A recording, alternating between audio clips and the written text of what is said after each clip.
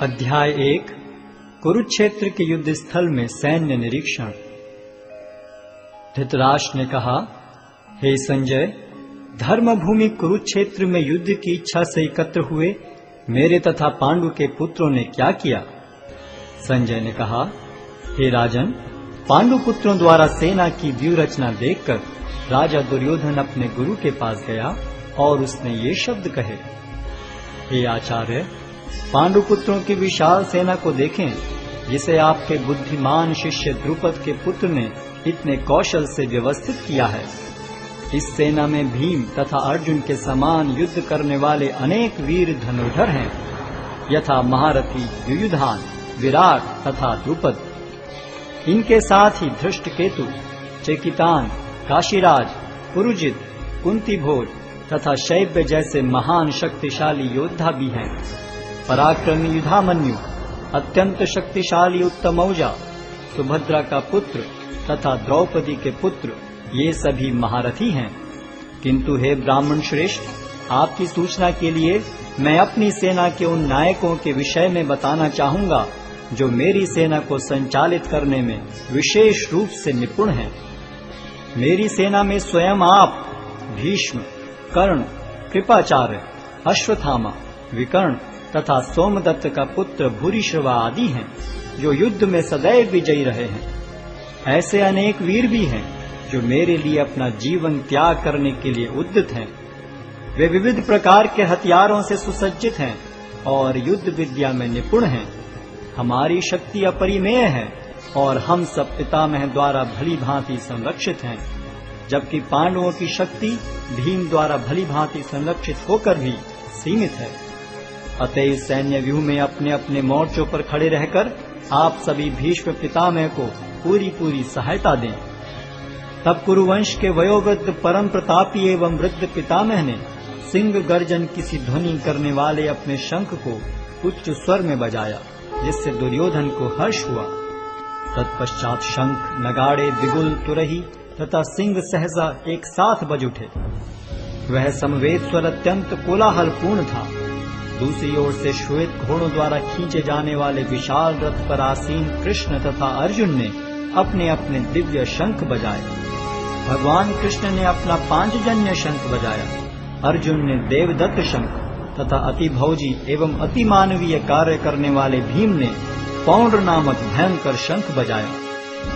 हे राजन, कुंती पुत्र राजा युधिष्ठिर ने अपना अनंत विजय नामक शंख बजाया तथा नकुल और सहदेव ने सुघोष एवं मणिपुष्पक शंख बजाए। महान धनुर्धर काशीराज, परम योद्धा शिखंडी, धृष्टद्युम्न, विराट, अजय सात्यकी, द्रुपद, द्रौपदी के पुत्र तथा सुभद्रा के महाबाहु पुत्र आदि सबों ने अपने अपने शंख बजाए। इन विभिन्न शंखों की ध्वनि कोलाहल पूर्ण बन गई, जो आकाश तथा पृथ्वी को शब्दायमान करती हुई धृतराष्ट्र के पुत्रों के हृदय को विदीर्ण करने लगी। उस समय हनुमान से अंकित ध्वजा लगे रथ पर आसीन पांडु पुत्र अर्जुन अपना धनुष उठाकर तीर चलाने के लिए उद्यत हुआ। हे राजन, धृतराष्ट्र के पुत्रों को व्यूह में खड़ा देखकर अर्जुन ने श्री कृष्ण से ये वचन कहे। अर्जुन ने कहा, हे अच्युत, कृपा करके मेरा रथ दोनों सेनाओं के बीच ले चलें, जिससे मैं यहाँ उपस्थित युद्ध की अभिलाषा रखने वालों को और शस्त्रों की इस महान परीक्षा में जिनसे मुझे संघर्ष करना है उन्हें देख सकूं। मुझे उन लोगों को देखने दीजिए जो यहाँ पर धृतराष्ट्र के दुर्बुद्धि पुत्र दुर्योधन को प्रसन्न करने की इच्छा से लड़ने के लिए आए हुए हैं। संजय ने कहा, हे भरतवंशी, अर्जुन द्वारा इस प्रकार संबोधित किए जाने पर भगवान कृष्ण ने दोनों दलों के बीच में उस उत्तम रथ को लाकर खड़ा कर दिया। भीष्म, द्रोण तथा विश्व भर के अन्य समस्त राजाओं के सामने भगवान ने कहा कि हे पार्थ, यहाँ पर एकत्र सारे कुरुओं को देखो।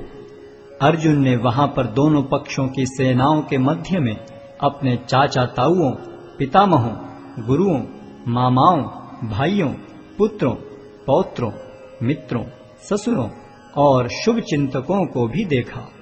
जब कुंती पुत्र अर्जुन ने मित्रों तथा संबंधियों की इन विभिन्न श्रेणियों को देखा तो वह करुणा से अभिभूत हो गया और इस प्रकार बोला। अर्जुन ने कहा, हे कृष्ण, इस प्रकार युद्ध की इच्छा रखने वाले अपने मित्रों तथा संबंधियों को अपने समक्ष उपस्थित देखकर मेरे शरीर के अंग कांप रहे हैं और मेरा मुख सूखा जा रहा है। मेरा सारा शरीर कांप रहा है, मेरे रोंगटे खड़े हो रहे हैं, मेरा गांडीव धनुष मेरे हाथ से सरक रहा है और मेरी त्वचा जल रही है। मैं यहाँ अब और अधिक खड़ा रहने में असमर्थ हूँ। मैं अपने को भूल रहा हूँ और मेरा सिर चकरा रहा है। हे कृष्ण, मुझे तो केवल अमंगल के कारण दिख रहे हैं।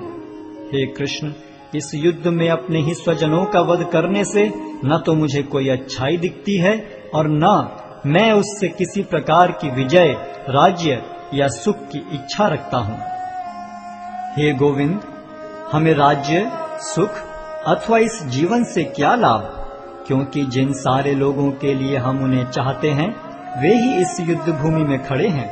हे मधुसूदन, जब गुरुजन, पितृगण, पुत्रगण, पितामह, मामा, ससुर, पौत्रगण, साले तथा अन्य सारे संबंधी अपना अपना धन एवं प्राण देने के लिए तत्पर हैं और मेरे समक्ष खड़े हैं, तो फिर मैं इन सब को क्यों मारना चाहूंगा, भले ही वे मुझे क्यों न मार डालें। हे जीवों के पालक, मैं इन सबों से लड़ने को तैयार नहीं, भले ही बदले में मुझे तीनों लोग क्यों न मिलते हों। इस पृथ्वी की तो बात ही छोड़ दें। भला धृतराष्ट्र के पुत्रों को मारकर हमें कौन सी प्रसन्नता मिलेगी। यदि हम ऐसे आतताइयों का वध करते हैं तो हम पर पाप चढ़ेगा। अतः यह उचित नहीं होगा कि हम धृतराष्ट्र के पुत्रों तथा उनके मित्रों का वध करें।